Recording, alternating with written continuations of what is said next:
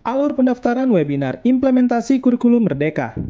Bagi calon peserta yang akan mengikuti kegiatan webinar, terlebih dahulu harus memiliki akun di portal webinar menggunakan email belajar.id, SIM PKB, atau menggunakan Gmail. Berikut adalah alur pendaftaran di portal webinar implementasi kurikulum Merdeka atau webinar IKM. 1. Akses laman webinar IKM melalui link berikut, kemudian klik daftar atau masuk. 2. Pilih jenis akses login yang diinginkan.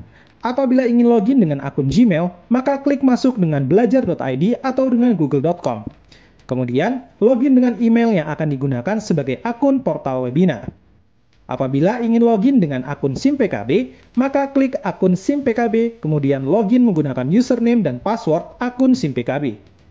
3. Apabila peserta berhasil login, maka akan muncul form ubah profil.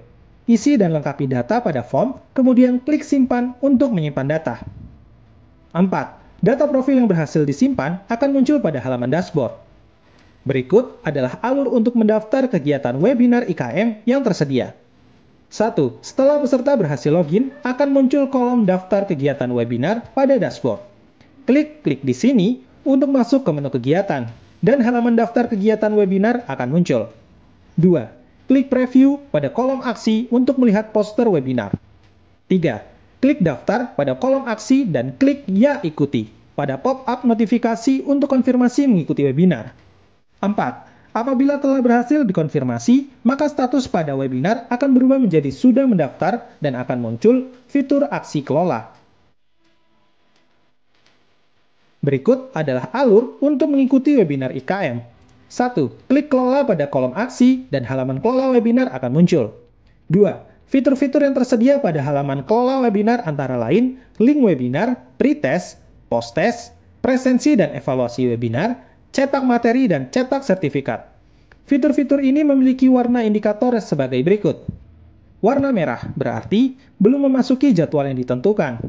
Warna biru berarti sudah memasuki jadwal yang telah ditentukan sehingga sudah dapat diakses.